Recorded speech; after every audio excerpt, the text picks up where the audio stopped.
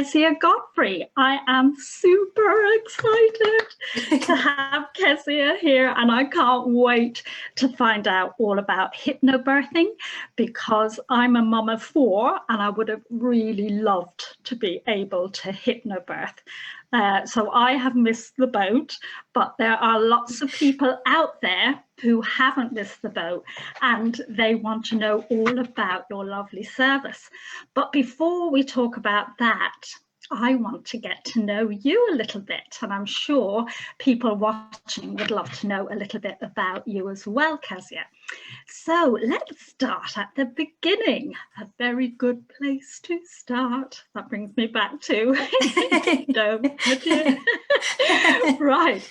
So tell me, Kezia, what was your childhood like, and where did you grow up, and how many siblings did you have, and things like that? Tell us a little bit about your where you all started. Okay, so my childhood was really quite ordinary, sort of English suburbia. I suppose. I was born in the Royal Berks Hospital in 1989. I have one older brother. He's my only sibling, and life was really quite ordinary, actually. I'm very lucky. The memories that I have of childhood are, just quite a lot of fun and safe, and I don't really have any very horrible memories of childhood, which is really lovely. I know that I'm very lucky with that. Things all changed quite dramatically in my childhood when my mum and dad decided that we would move abroad when I was 10. Okay. So the sort of upheaval of that, everything that sort of a normal 10-year-old girl would have, sort of lots of little friends and stuff, everything that I had built until that point in terms of like my own little social group, all went away. So from that point, things were certainly different. But as an adult now, looking back, we moved to Lanzarote, the Canary Islands.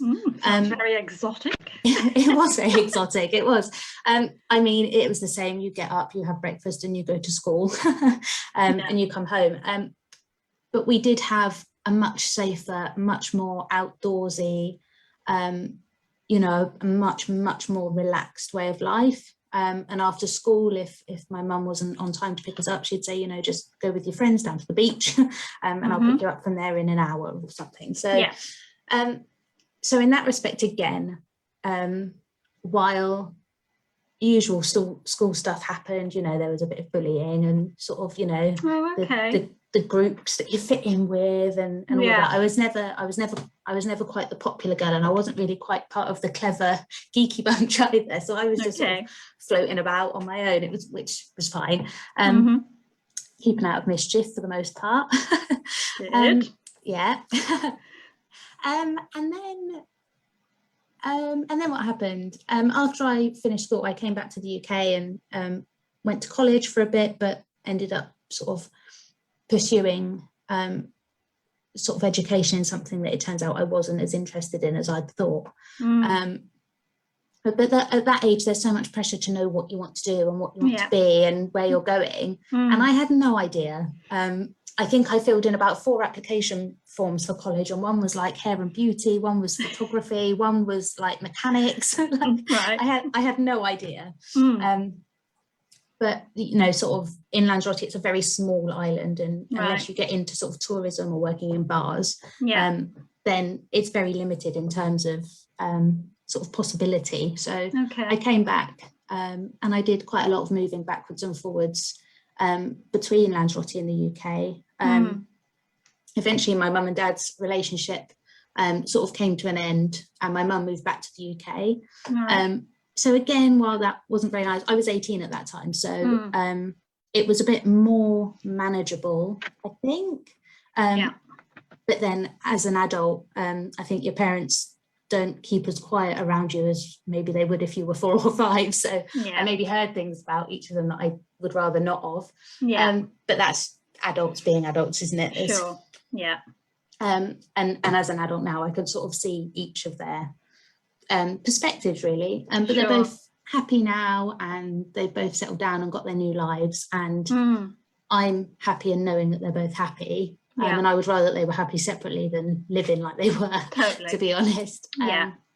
Totally. And now I'm lucky enough that my dad still lives in Lanzarote.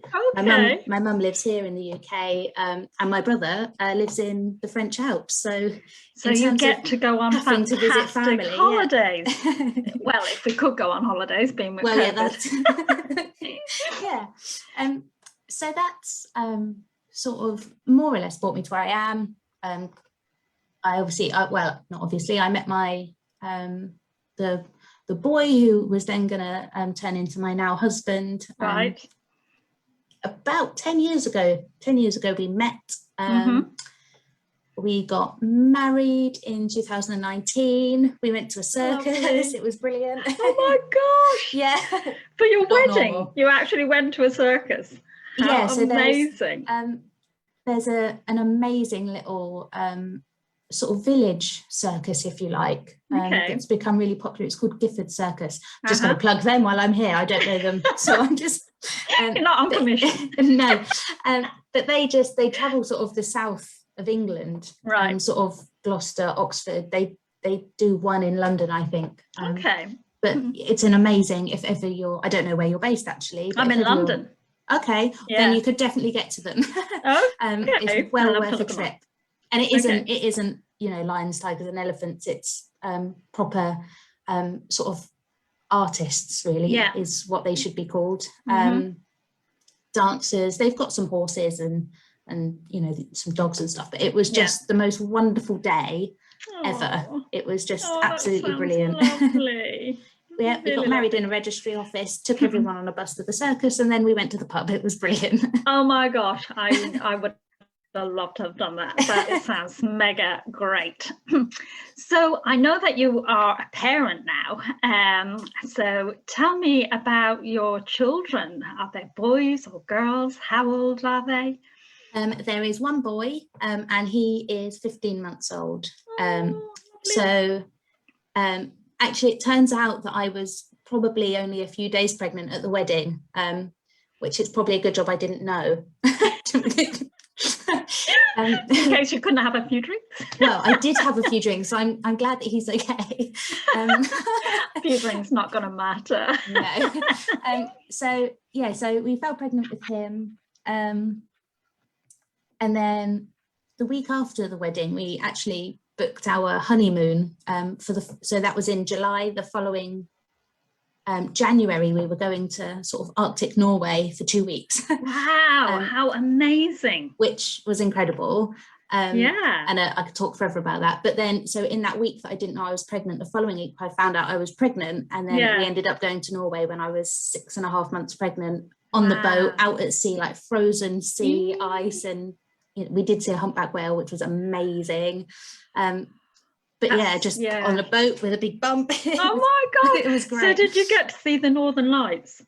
Do you know what? No. And I've since, it's a conspiracy. They don't exist.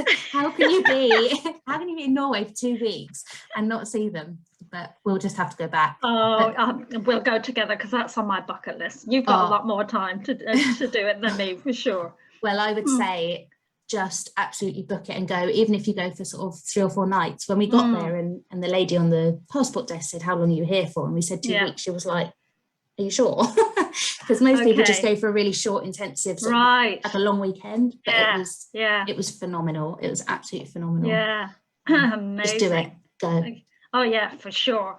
So do you think that your childhood experiences and the way that you were parented has affected you as a parent?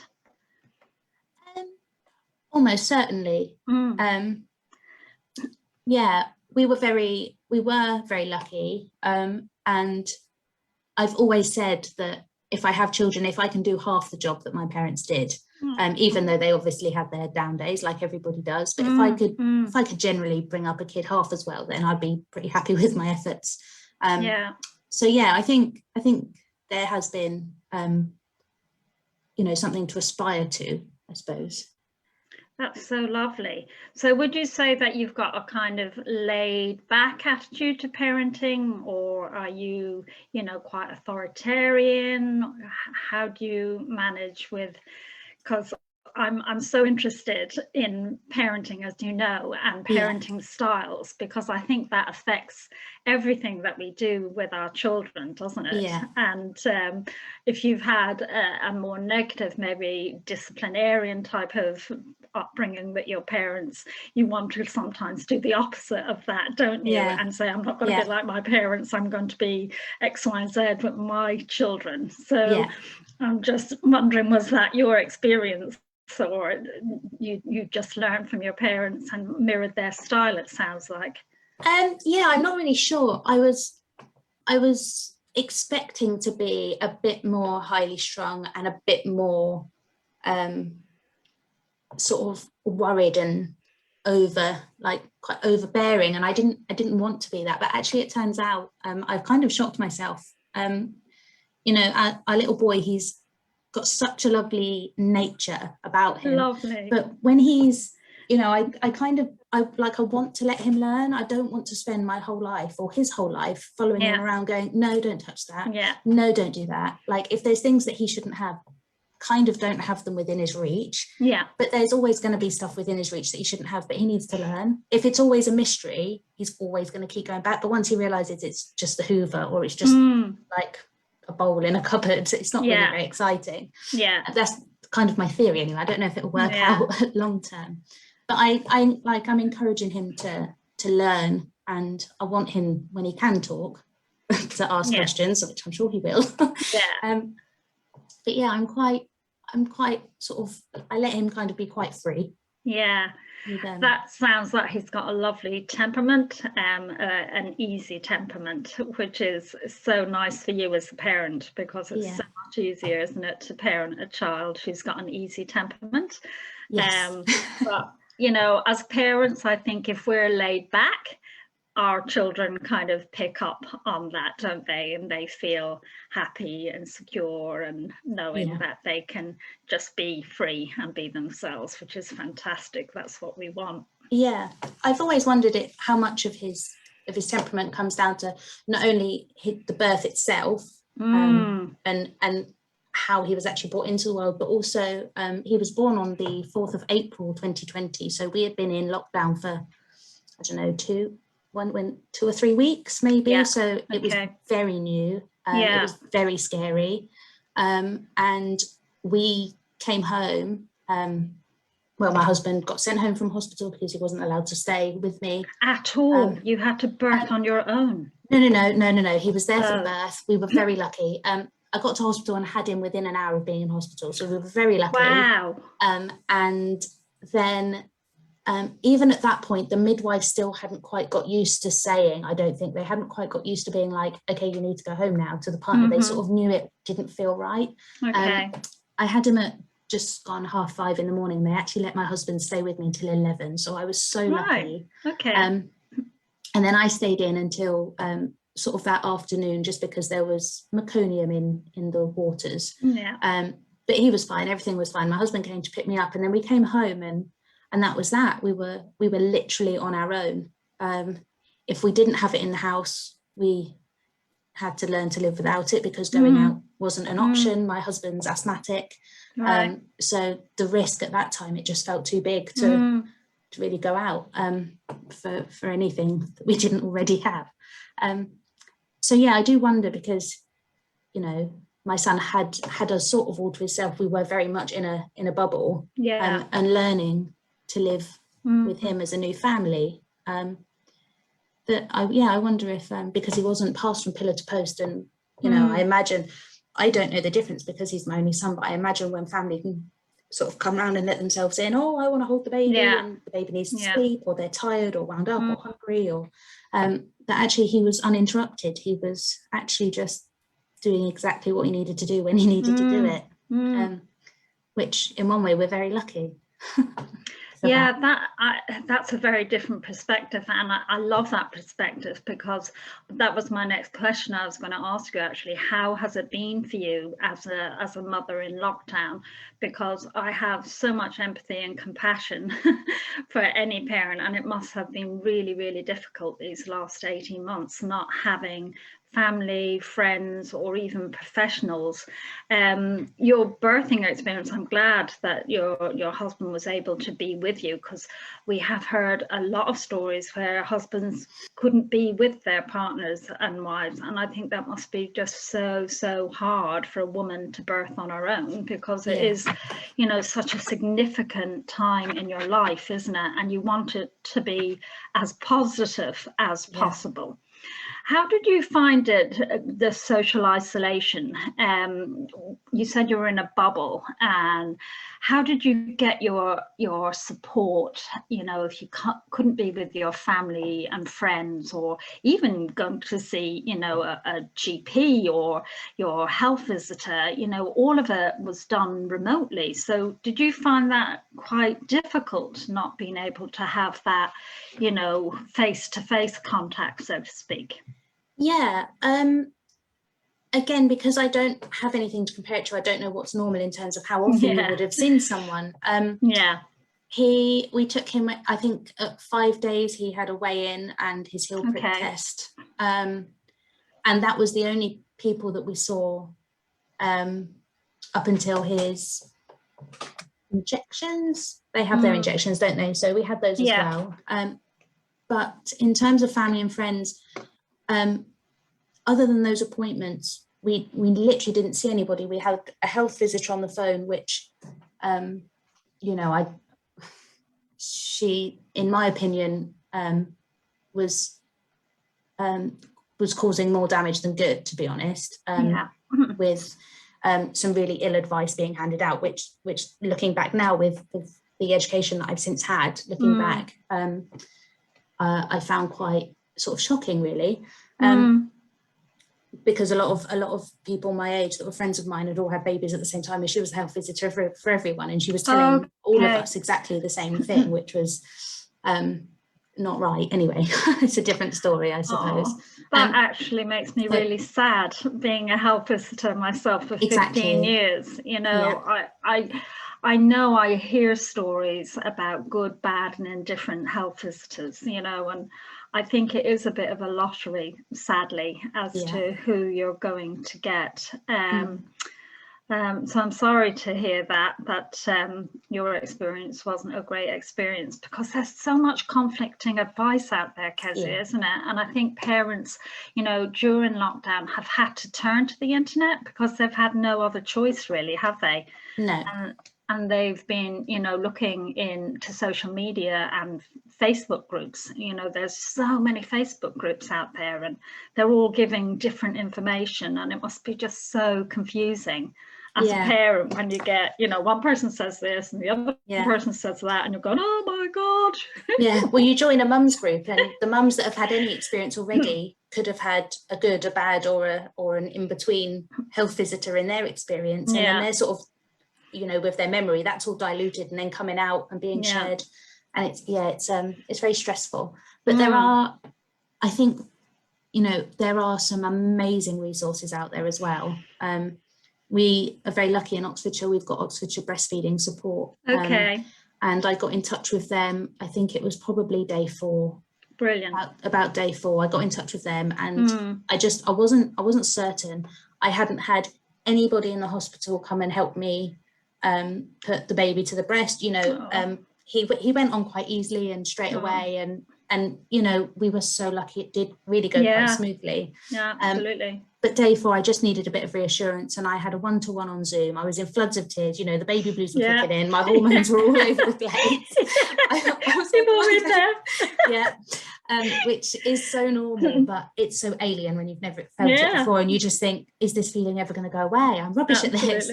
But they were so supportive, and it was just, I changed the position that I held in, and it was plain sailing from that day on. And we weighed the baby on the kitchen scales until he didn't fit on there anymore. And we just made it work with what we had. You know, our own parents didn't see him in the flesh until he was about 8 weeks old. And even then that was across the garden at 2 meters. And, you know, I put my hand up, we did it, I think it was about 11 or 12 weeks. We did decide that we would break the rule and let our mums on separate days come and have a hold of him, because we, you know, when you were weighing up the risk of the danger of COVID and then what's actually being missed and lost that can't be got back, it was, I mean, and that was probably one of the hardest decisions that we've had, because no one wants to be that person that's not doing the rules.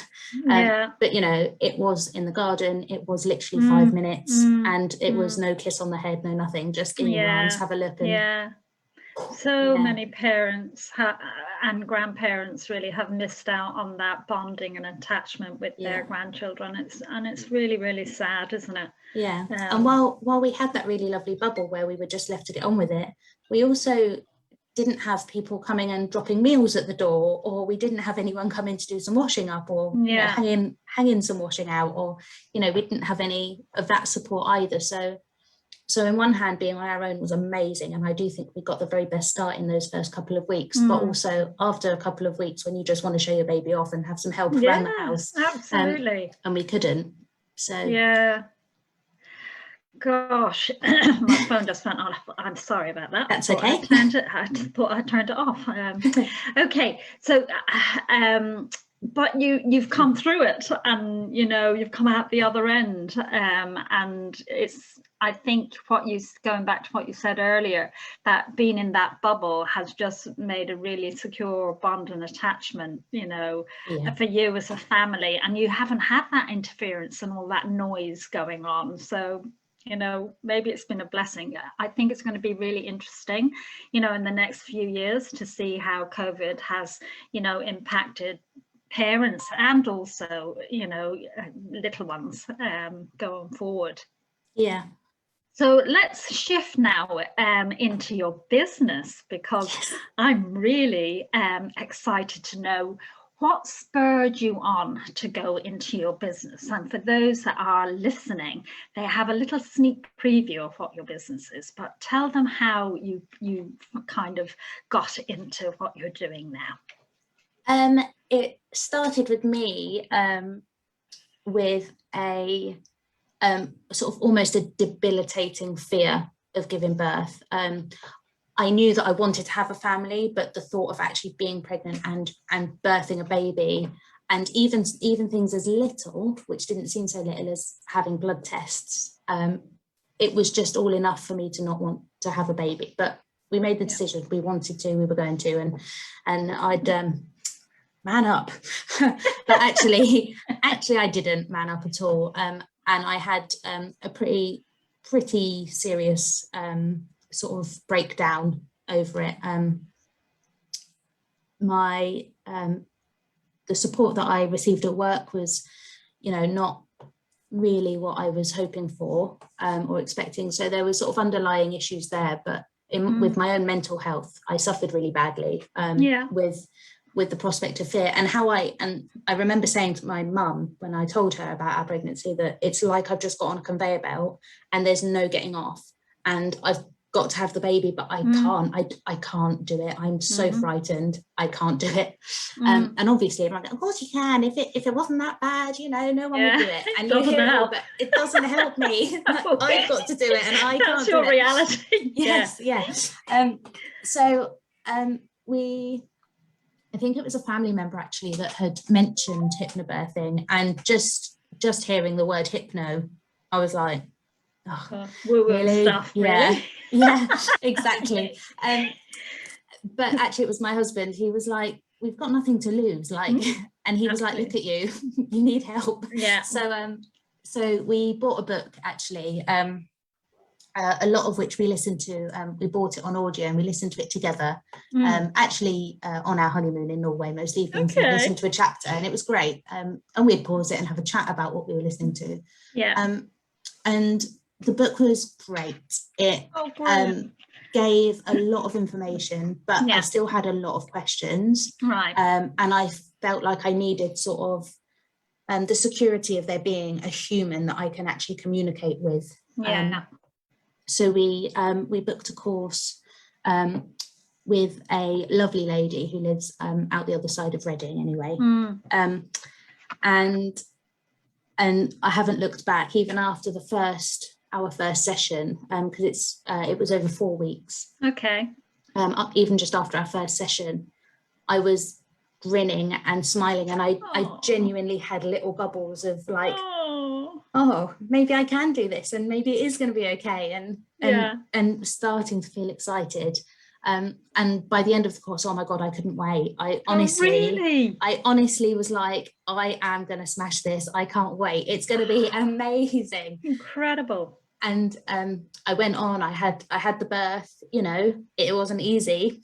And there were some moments of it that, you know, weren't particularly pleasant. But I came away knowing that I did the best I could. I was in control most of the time, and when I wasn't, my husband knew exactly what to do to step in and help bring me back to where I needed to be. So he was incredible, and without him it could have actually looked very different.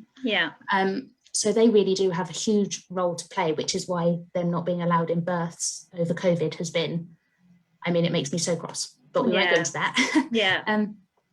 But yeah, just looking back, seeing where I was in sort of month 3 and 4 of my pregnancy mentally, to where I was at the end of that course and how I felt looking forward towards my birth. It was a turnaround that I didn't know was possible. If someone had told me you're going to look forward to having your baby, I would have laughed in their face, because it just wasn't me. I was never going to be okay, and I was. And if I can, well, I was going to say, if I can give that experience to one other person while I'm on this planet, if I can just give that to one other person, then my job is done. But I trained, when did I train? Probably, I think it was last September. So my little boy, he was, I can't even do the maths, 5 or 6 months old when I trained. And then I properly set up towards the end of last year and started teaching. And I've already had, you know, a number of families now who have come to me and have had, you know, not all of them have been perfect births, but all of them have come away and said, I couldn't have done it without hypnobirthing. It made a difference. Rather than me being frightened of this process happening and then that unfolding and it going down that route, I understood what was happening. I asked the questions. I said, yes, I'd like to do that, rather than being told we're going to do that. And, you know, and all of them have, you know, it's changed how they view now, how they look back on their birth experience. And instead of them going, oh, I'm never bloody doing that again, they're going, yeah, I can't wait. Like, so that's amazing, isn't it? Because there's so many women that have a really negative birth experience, and in fact it actually puts them off having another baby because they're so scared. And you've absolutely hit the nail on the head. I think if you can have control of the situation, and I feel that unfortunately many, you know, parents lose that control the minute that they walk into that hospital, don't they? The control is just gone, and the professionals take over, and it's like a done to process, which it shouldn't be. And I know that this is not the case for every professional. There's some fantastic professionals out there. Again, it's a bit of a lottery as to, you know, who you're going to get and what your experience is going to be. But just having choices is, you know, amazing, because a lot of parents will be making their, you know, their birth plan, and they may not have ever heard of hypnobirthing or what is involved in hypnobirthing. So can you just give us a little kind of sneak preview into what it's all about, and then we'll talk about what your offer is? Yes. So hypnobirthing, the way I see hypnobirthing is in 2 parts really. So one part is, it is science. It is education about our body, you know, the uterus, the womb, the pelvis, the muscles, our mindset, how our brains and our thoughts and feelings create a physical response. So if you feel stressed or frightened, your shoulders go up, you tense up, you get clammy hands. That is all a physical response to a mental thought or feeling. So really understanding that and how to control that, and having confidence in your body and its ability, if you can sort of tune in and allow it to do its thing, which we know isn't possible in every single case. But a lot of that physical stuff, once it's been taught, actually can reduce sort of further risks, or risks that might have been there before, of interventions and such. So the actual science of birth is a big and really important part of it. And then the sort of the hypno bit, the bit that usually people are put off by, the woo stuff. The woo stuff. That is actually just the mindset, controlling the mindset. And it isn't about, you know, swinging clocks and going, oh, this birth is going to go well. Like, it isn't that. Which I think a lot of people think it is, which is a shame. It is. But you know, there's, you know, we have, when we release adrenaline, we enter the fight, flight or freeze, which makes us clammy. It makes our heart rate increase. It heightens our blood pressure, and it also takes all of your blood to your limbs and your vital organs. Your uterus and your baby are not vital organs in that situation, which if you take blood away from a muscle that's trying to work really hard, it's not going to work properly and it's going to be really painful. So essentially it's controlling the fear, tension, pain cycle that we get into when we release adrenaline. I like that analogy. Fear, tension, pain. Yes, so and it's a cycle that if you get into it, actually it's, you know, if you don't know how to get out of it, it's almost impossible. And it's all caused by adrenaline. And adrenaline can't be released if we are releasing oxytocin and endorphins, and they are our effective birthing hormones. So oxytocin, it's the hormone of love, and we release it when we have sex, and we store it in pregnancy, and it's what makes our uterus work effectively. And endorphins are our natural painkiller, so we need that. Absolutely. But they can't be released while endorphins are being released. So we need to eliminate adrenaline, get out of the fear, tension, pain, and release oxytocin and endorphins. And there's a huge number of ways to do that. Obviously, having confidence and understanding your body is one way. Already feel better because you know your body can do it. Understanding the processes, what's likely to happen. What if you can't give birth vaginally and I need to have cesarean? How do I manage that? It's frightening, but what can I do to make it more comfortable? But you know, the use of relaxation, music, aromatherapy, massage, creating a really lovely space and environment to give birth in, no matter where you are, actually, whether you're at home, in the car on the way to the hospital, or in the hospital. You know, there's a lot that can be done to create a really safe and comfortable place to give birth, because we need to feel safe to birth well. So and I think you've raised a really good point there. You know, it can be applied to any type of birth. It just doesn't have to be, you know, a spontaneous vaginal delivery. It can help you if you're having a forceps delivery or a ventouse delivery, or indeed, as you say, a cesarean section, just being in control of our state and being able to reduce those kind of stress hormones, and to be able to not freak out really when things don't go according to plan. It's a really good way. So even if it doesn't go as planned, you can still stay in control of your state and be able to, you know, calm yourself down and make it as positive as you can be, whatever kind of comes your way, really.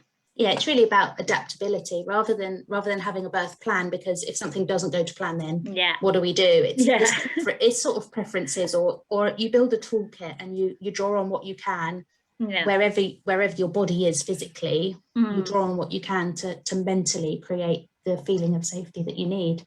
And you know, if we're going to talk about hypnosis, but the use of relaxation has been used for hundreds of years in surgery. It reduces your heart rate, it reduces blood pressure, so there's less blood loss, you know, lower risk of complication, speedier surgery and recovery time. So there's, you know, so many benefits to using it. You know, whether you've having surgery on your ankle because you've broken it, or having an abdominal birth. So indeed. I mean, we hear stories about people who've had major surgery under hypnosis and have just stayed really calm, cool and collected, and I'm like, whoa, this is amazing. It is very powerful. Yeah, but you have to have that belief, don't you, that it's going to work. It's like anything in life. If you're completely convicted to it and yes, this is going to work, then you get amazing results, don't you? Yeah, absolutely. So tell us about your upcoming workshop, and what's involved in that, and how can people get hold of you and contact you, because we need to get this word out there and help all these women who are just really fearful of birth and, you know, panicking left, right and centre. Oh my God, I don't know what to do. What am I going to do? Yeah. So my every month I run a free 1 hour workshop. This month is on Monday the 19th of July at 7 p.m. I will pop the link once we've done the live. I'll pop it under the video. It's a link to my own group, Pregnancy and Birth, Less Scared, More Prepared. Yay. Where people can come. The link will be posted in there for the Zoom, and then obviously we'll go on to the Zoom for the workshop. But the group itself is, you know, I'm always putting information, facts and nice positivity about birth in there for people, which is great. And the community is growing, which is lovely. But the workshop, so we sort of delve a bit more into what I just shared with you. What is hypnobirthing, and what it isn't, sort of doing a bit of myth busting about, you know, the swinging clocks and running around fields naked, clucking like chickens. Such a shame. I love that. Sounds like a great day. No, so sort of a bit more around what is hypnobirthing, and then the benefits of it. We look at some statistics and studies that have been done. It is evidence-based. You know, the tools that I teach are proven to help. So sharing some stats, figures on that. And we also watch a positive birth video as well. Oh, lovely. Yeah, on my course, we watch a variety of different birth experiences, sort of from home water births through to cesarean, and everything in between, just to give people an idea of what is possible, and to know that what happens on One Born Every Minute is not really a fair and accurate representation of a typical birth. Those people sadly are very much in that fear, tension, pain cycle, and unfortunately probably go away from that a little bit traumatized, mentally and physically, which isn't what we want. So top tip to everyone who's out there pregnant: don't watch One Born Every Minute, and if you are, stop. Absolutely Not helpful. But people get addicted to these programs, don't they? Again, I think they want to get knowledge, but that kind of knowledge is not helpful at all. That scaremongering kind of approach. Yeah, I've had people say to me, oh well, I watch it so that I know, you know, if anything better than that happens, then that's good. And it's like, no, One Born Every Minute is not, that's not sort of the standard that we set, and anything better. It's so I would try and not encourage that.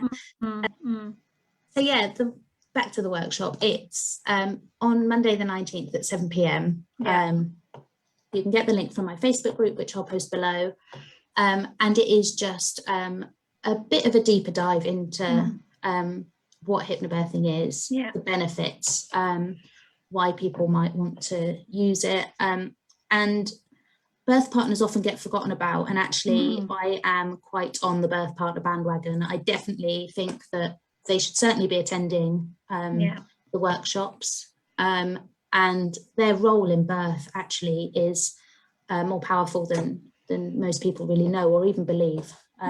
So it's really getting them on board and involved as well. So Absolutely there's agree a lot with for you. them to learn. Yeah. And it really helps them be part of the process. And again, attachment and bonding, it's so important, isn't it, for all of you to bond as a family. And that's why COVID has been so sad. And when I've heard, of hospitals not allowing the birth partner in, it's just so devastating, really. Yeah. So how can people contact you if they want to?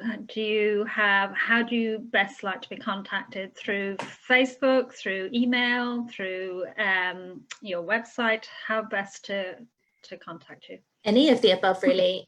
So my business is Oxfordshire Hypnobirthing, so quite easy to remember. Oxfordshire Hypnobirthing. It's www.oxfordshirehypnobirthing.com. There is a contact form on there. You can contact me and ask any questions or queries. My email address is info@oxfordshirehypnobirthing.com. Again, relatively easy to remember. And Facebook. So it's Oxfordshire Hypnobirthing with Kezia Godfrey, I think is the name of my business page. So yeah, they're probably the best 3 routes to get hold of me on. Email or messenger on Facebook are always quite effective. Fantastic. And before you leave us, is there any piece of advice that you could give to a parent who is watching this about parenting and your experience from what you've been through in lockdown in particular, because there's going to be so many parents out there who, have been isolated and yes, please don't wing it. Please don't just see how it unfolds or wait to see what happens. There is a lot that you can do now. If you're not pregnant yet, there's a lot you can start doing to prepare for pregnancy, labour and birth. If you are pregnant, there's still lots that you can do for labour and birth, and postnatally as well. Get yourself prepared, get in touch with a local like breastfeeding support group or a lactation consultant. Have someone that you've already searched out, you like the look of, or maybe even have a chat with them and get to know them first. And make sure that you try and avoid Googling for answers, because it is a minefield. So look for experts like yourself. And actually, I think it'd be lovely to send a lot of people from my group who are pregnant your way for good, sort of consistent, solid, and good advice for the postnatal period, because a lot of people, we do a lot of preparation for birth, but actually postnatally it's hard to think beyond birth when you are pregnant. But there are some real obstacles to overcome when you're adapting to your new life. So get educated, spend time. It's a self-investment. It's an investment for you, your baby and your family, and don't just wing it, because the chances are it's not going to go how you hope. I think that is absolutely fantastic advice, and I endorse that 110%. Kezia, it's been an absolute honour and a pleasure having you as my first guest speaker, first of many, I hope. So enjoy the rest of your day, and good luck with the workshop. I know you're going to smash it. Thank you so much. Yeah, it's lovely. And they're every month as well. So anyone can contact me and get in touch. If you can't make this one, join the next one. It'd be lovely to have you. And Anne, thank you so much for having me. Thank you so much. I've enjoyed it. It's been great. Chat forever. Thanks so much. Thank you so much. Take care. Bye.